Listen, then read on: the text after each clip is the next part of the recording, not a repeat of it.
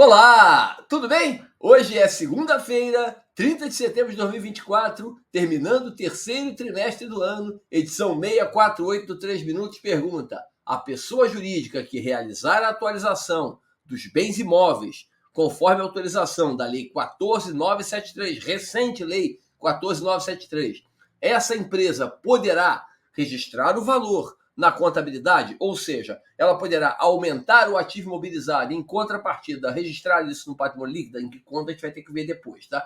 Mas poderá fazer isso ou não? Bom, vamos tentar entender isso aqui, organizando o processo, até porque um dos motivos que vai interessar a muitas empresas promover essa atualização, pagando esse imposto de 10% sobre esse valor, é a possibilidade de melhorar o seu patrimônio líquido, né? Muitas empresas têm um bem imóvel, né, ou alguns bens imóveis registrados no balanço, com valor relativamente baixo em comparação ao que eles têm em valor de mercado, e certamente uma atualização melhorará o seu patrimônio líquido, melhorará a sua situação patrimonial, a sua estrutura patrimonial. Em alguns casos, pode até desvirar o patrimônio líquido, né? Tem empresa que pode estar com o seu patrimônio líquido negativo, pode até desvirá-lo de repente, dependendo da situação. Mas tem que pagar, né? A lei diz que tem que pagar 10% de IRPJ, sendo 6% IRPJ, tá vendo aqui, ó, e 4% a CSLL. Mas a lei diz o quê? A lei permite que a PJ atualize o bem imóvel constante do seu ativo permanente. Engraçado que ativo permanente é uma terminologia que não é mais utilizada na contabilidade há 17 anos, praticamente 16, 17 anos, desde 2008, quando entrou em vigor a Lei 11.638, né, que alterou a 6.404, substituindo os termos, né, ativo permanente, acho que foi, na verdade, a 11.941, um pouco depois, né, que acabou com o ativo permanente e criou o não circulante. O circulante, o não circulante, o imobilizado continua existindo. Então, eu acredito, assim, que essa questão terminológica aqui do ativo permanente não seja mais relevante, tá? E interessante, essa lei diz ainda que a depreciação, reconhecendo que você pode atualizar a contabilidade, tá? Essa depreciação do ajuste não será dedutível. Então, ela reconhece que a empresa deve, por exemplo, se o imóvel está por 1 milhão e atualizou para 1.300.000, deve colocar esses 300 mil no imobilizado e a depreciação oriunda dele não será dedutível, que faz sentido tributariamente falando. Mas vamos lá, pode ou não pode? Vamos ver o que diz. Poder pela lei, a Lei 11.638 que está em vigor hoje, né? É a lei que está em vigor, ela revogou aquela permissão que existia na 6.404 para atualização dos ativos, né? Então, a 6.404 dizia que você podia atualizar, reavaliar seus ativos em contrapartida com patrimônio líquido na conta de reserva de reavaliação. Inclusive, o artigo 6º da 11.638 tratou explicou, né, como é que seria o tratamento do saldo existente à época, que poderia continuar sendo realizado até o seu final, ou então ser realizado imediatamente. Permitiu isso lá atrás, ou seja, extinguiu.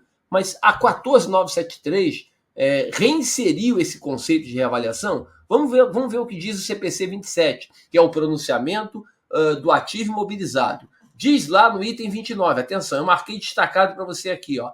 Quando a opção pelo método de reavaliação for permitida por lei, olha só, quando a opção pela reavaliação for autorizada por lei, o que está sendo agora, tá?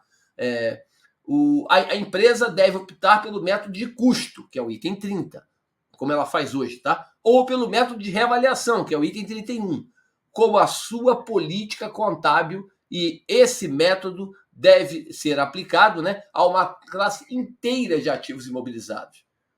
Entendeu? Então, se fizer para um imobilizado, para um imóvel, não para imobilizado, tá? Para um imóvel, tem que fazer para todos. Tá? Tem 4 imóveis, quero fazer só para um. Não, se fizer, tem que fazer para todos.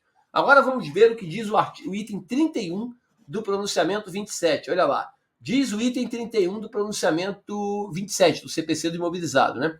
Após o reconhecimento como um ativo, o item do imobilizado, cujo valor justo possa ser medido, mensurado confiavelmente, pode ser apresentado, atenção, eu tinha que ter até marcado isso aqui, ó, se permitido por lei, está sendo, pelo seu valor reavaliado, correspondente ao seu valor justo, a data da reavaliação, aí menos qualquer depreciação. Ponto. Agora, atenção para o final. A reavaliação deve ser realizada com suficiente regularidade para assegurar que o valor contábil do ativo não apresente diferença, divergência relevante em relação ao seu valor justo na data do balanço. Ou seja, eu entendo, no olhar inicial, que era a sua opinião, que o conjunto de normativos aqui apresentado autoriza a lei, autoriza a empresa a mudar a sua política contábil e passar a atualizar, nesse caso, com base na 14973, pagando os impostos correspondentes, né, o IRPJ e a CSLL, que depois tem uma outra conversa sobre como é que eu trato ele na contabilidade, mas é outro papo. Pagando esse imposto e atualizando o seu ativo imobilizado e, naturalmente, o patrimônio líquido. Mas a lei revogou. A lei societária 11.638 revogou outra lei societária. Agora, essa lei 14.973, que é uma lei com cunho mais tributário, ela autorizou e citou ali, ó, atualize o bem constante do ativo permanente. Porra, então está atualizado, não é questão de lei societária, é lei tributária. Lei é lei. E o pronunciamento do CPC menciona que, se a lei autorizar, o método de reavaliação pode ser permitido. Não é exatamente um método de reavaliação, mas uma reavaliação. Eu não estou fechando questão. Eu estou dizendo que, num olhar preliminar, entendo que pode sim fazer esse registro na contabilidade, desde que a empresa resolva seguir o que diz a lei, pagar o imposto direitinho e está autorizada a fazer isso na escrituração contábil. Você concorda? Se não concorda, fale o motivo, explique. Vamos bater um papo, conversar, né? Sempre civilizadamente, tecnicamente, academicamente, para a gente construir um debate qualificado na área contábil e tributária. Tá bom? Abraço, alegria, uma ótima semana para você.